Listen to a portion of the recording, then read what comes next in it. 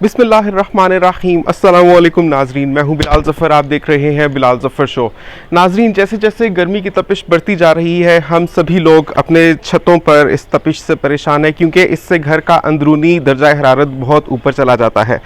उसी के हल के लिए मैं आपके लिए दो सॉल्यूशंस लेकर आया हूं। एक तो मैंने ये खुद यूज़ भी किया है, जो मैंने टेस्टिंग के लिए यूज़ किया था। इसको कहते हैं रूफ़ इंसुलेटर केमिकल, और ये मैंने अपने इतने एरिया के ऊपर किया है और इसका मैं आपको रिव्यू भी दूंगा एक आने वाली वीडियो में। लेकिन आज की वीडियो इसके बारे में नहीं है। आज की वीडियो है दूसरे मेथड के बारे में, जिसमें हम पहले छत के ऊपर लोक या बिचुमिन करते हैं, उसके ऊपर हम पॉलीथीन शीट बिछाते हैं, फिर हम थर्मोकूल शीट्स रखते हैं, फिर हम उसके ऊपर मट्टी करते हैं, फिर उसके ऊपर हम प्लस्तर करके टाइलें बिछाते हैं और उसके ऊपर ग्राउटिंग करते हैं। तो उसके कॉस्ट के बारे में, यानी कि खर्चे के बारे में मैं आपको बताने वाला हूँ। पिछली वीडियो में तो मैंने आपको एक लमसम बता दिया था कि तकरीबन 100 रुपया पर स्क्वायर फुट उसका खर्चा आता है, जबकि इसका खर्चा 35 रुपये पर स्क्वायर फुट आता है। अगर ये वाला केमिकल आपको चाहिए हो तो उसके लिए डिस्क्रिप्शन में नंबर भी गिवन है, आप मंगवा सकते हैं। तो वो जो दूसरा मेथड है वो मैंने पिछली वीडियो में आपको बताया था 100 रुपया पर स्क्वायर फुट पड़ता है, लेकिन आज मैं उसका आपको ब्रेक डाउन दूंगा कि कैसे 100 रुपया पड़ता है, किस किस चीज़ की कितनी कितनी प्राइस होती है, वो आपको इस वीडियो में पता चलने वाला है। और उसका मैं मवाजना भी करूंगा इसके साथ, क्योंकि ये तो आपने एक दफ़ा लगा दिया और उसके बाद ये चलता है कम से कम 5-10 साल के अरसे तो ये निकालेगा। उसके बाद आप रिन्यू भी कर दें इसको तो इतना महंगा नहीं है, 35 रुपये पर स्क्वायर फुट है। नाजरीन, यहाँ पर आपको एक 5 मरले के घर के छत के हिसाब से तखमीना लगाकर बताया गया है। 5 मरले के घर का छत यानी 25-50 का जो छत होता है वो होता है 1250 स्क्वायर फुट। तो 1250 स्क्वायर फुट की छत पे thermocol roof insulation sheet treatment का कुल खर्चा कितना आएगा, उसके लिए जिन मटेरियल्स की ज़रूरत है वो सारे आप इन रंगों वाले रोज़ में देख रहे हैं, जिसमें ऊपर बिचुमिन यानी कॉल है, फिर पॉलीथीन शीट है, थर्मोकोल शीट है, फिर मट्टी है, रूफ टाइल है और फिर ऊपर मोटर लगता है। तो सारे मटेरियल्स ये लिखे गए हैं। आगे मैं आपको समझाता हूँ ये क्या टेबल आप देख रहे हैं। सबसे पहले आप देख रहे हैं कीमत, यानी आपको याद होगा पहले भी मैंने एक वीडियो बनाई थी, उसमें आपको बताया था कि बिचुमिन का एक छोटी जो ड्रमी मिलती है वो 750 रुपये की मिलती है और उसका फैलाव लगभग 40 स्क्वायर फुट एरिया होता है।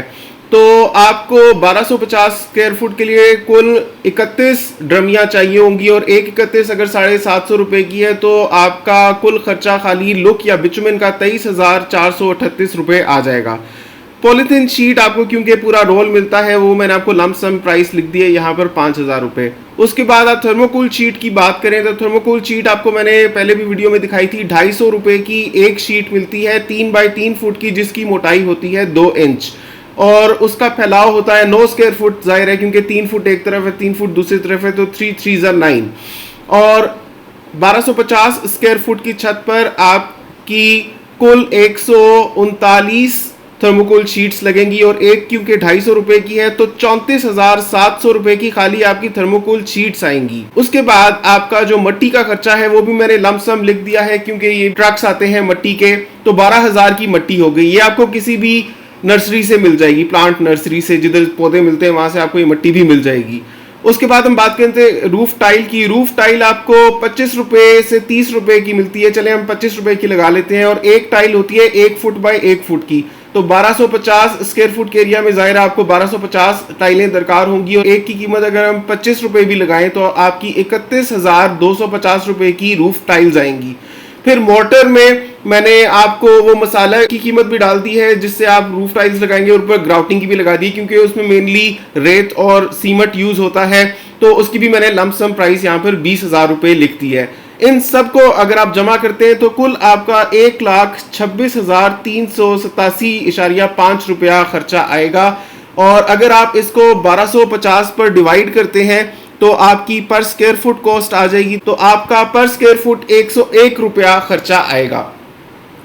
तो 101 रुपया मतलब ऑलमोस्ट ये 3 गुना ज्यादा खर्चा है रूफ इंसुलेटर केमिकल लगाने की निस्बत, और परफॉर्मेंस में ये आपको हो सकता है उससे 2 से 3 डिग्री ज्यादा फर्क पैदा कर दे गर्मी में, लेकिन उससे ज्यादा इसकी भी इफेक्टिवनेस नहीं है। तो अगर आप खर्चा कंट्रोल करना चाहते हैं तो आपको रूफ इंसुलेटर केमिकल लगाना चाहिए, और अगर आप समझते हैं कि वो 5-6 साल के बाद उखड़ जाएगा या उतना इफेक्टिव नहीं रहेगा तो आप एक और लेयर लगा लें, तब भी इसका तो हाफ ही खर्चा बनेगा। ये तो आपको एक दफ़ा में 101 रुपया पर स्क्वायर फुट पड़ेगा, और बाद में आपको मसाइल का सामना करना पड़ सकता है, जैसे पानी के बहाव का लेवल, पानी कहीं कहीं पे छत पे खड़ा हो सकता है, छत में डिप्स पड़ सकते हैं, क्योंकि आखिर को रूफ टाइल के नीचे सिर्फ मिट्टी ही पड़ी हुई है, मिट्टी कहीं से सुकड़ जाएगी, कहीं से फैल जाएगी, तो छत में डिप्स भी पड़ सकते हैं और छत पे घास भी उग सकती है। तो ये इसके नेगेटिव पॉइंट्स हैं। तो फैसला आप कीजिए कि आपको क्या चाहिए। अगर आपको रूफ इंसुलेटर केमिकल चाहिए तो उसके लिए नंबर डिस्क्रिप्शन में गिवन है, तो आप वो मंगवा भी सकते हैं।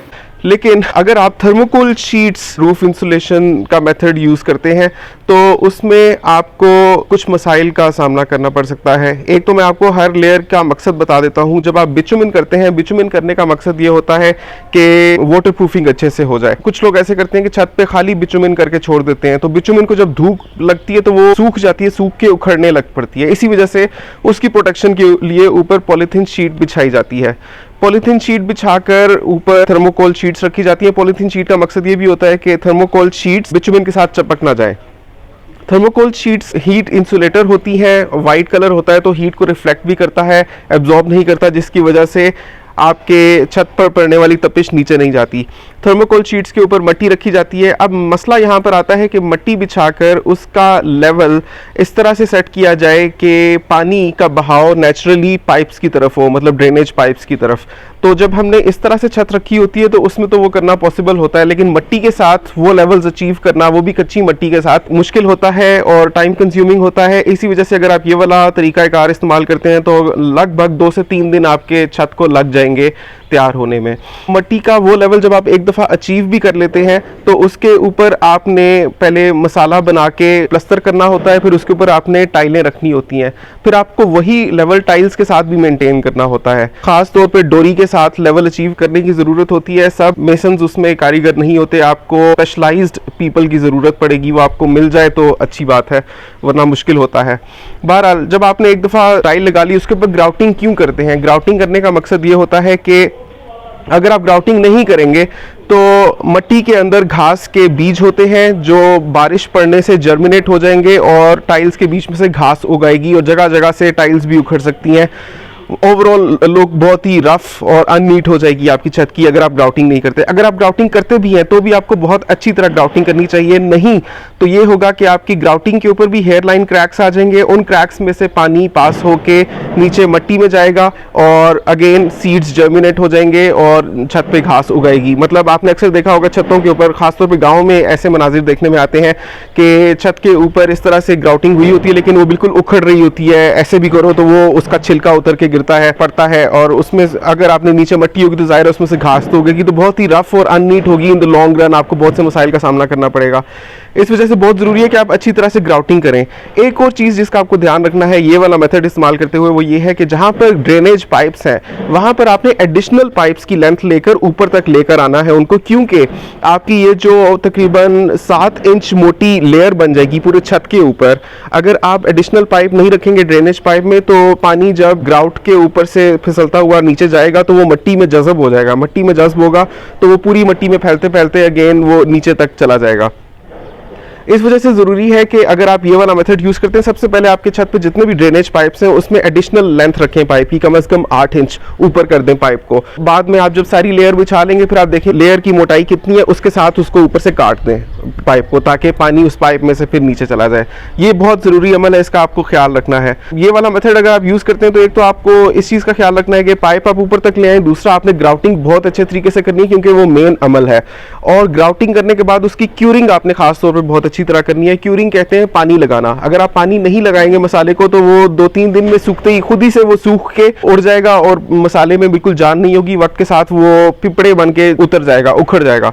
तो जैसे ही आप ये वाला मेथड यूज़ करें तो आपको अच्छी तरह कम से कम 1 हफ्ता छत पर पानी लगाना है ताकि ग्राउट बिल्कुल सूख ना जाए और उसमें से इवेपोरेट ना हो जाए पानी और वो अपनी पूरी ताकत पकड़े। कम से कम 7 दिन आपको उसको पानी लगाना चाहिए। तो इन 2-3 चीज़ों का आप ख्याल रखें इस मेथड में। तो ये लॉन्ग टर्म है और महंगा ज़रूर पड़ता है, लेकिन अंदरूनी टेम्परेचर में कम से कम 7 से 8 डिग्री का फ़र्क तो पड़ जाएगा। लेकिन अगर आप ये वाला मेथड भी यूज़ करते हैं तो ऐसा नहीं है कि अंदर आपको ठंडी ठंडी हवाएं मिलने लग पड़ेंगी, ऊपर वाले पोर्शन में आपको बिल्कुल भी मसला नहीं होगा। अगर ऐसा होता तो ग्राउंड फ्लोर पर लोग कभी एसी ना यूज़ करते। मैं खुद ग्राउंड फ्लोर पर रहता हूँ लेकिन मैं एसी यूज़ करता हूँ, क्योंकि मैं एसी ना यूज़ करूँ तो मुझे गर्मी लगती है बहुत ज़्यादा। हालांकि मैं तो ग्राउंड फ्लोर हूँ, मेरे ऊपर एक पूरा फ्लोर है, फिर ऊपर छत है, लेकिन ग्राउंड फ्लोर पर रहते हुए भी मुझे गर्मी लगती है। इसी तरह से अगर आप ये वाला ट्रीटमेंट करवा भी लेते हैं तो भी ऐसा नहीं है कि फर्स्ट फ्लोर पर रहते हुए आपको गर्मी नहीं लगेगी। गर्मी आपको लगेगी, बेतहाशा लगेगी, उतनी नहीं लगेगी जितनी ये ट्रीटमेंट करवाए बगैर आपको लगती है। मतलब उससे 7-8 डिग्री कम होगा दर्जा हरारत, लेकिन फिर भी उफ उफ ही करेंगे आप जब तक कि आप एसी ना लगवा लें। अगर आप मेरी बात से इत्तेफा करते हैं तो नीचे कमेंट्स में अपनी राय का इजहार जरूर करें। वीडियो पसंद आई है तो उसको लाइक करें, शेयर करें और देखते रहिए बिलाल जफर शो। आपसे मिलता हूं अगली वीडियो में, तब तक के लिए अल्लाह हाफिज। पाकिस्तान में हाउसिंग सोसाइटीज के सर्वे, प्लॉट और घरों के सेल परचेज और प्रॉपर्टी में इन्वेस्टमेंट की मालूमात के लिए पाक प्रॉपर्टी गाइड को सब्सक्राइब कर लें।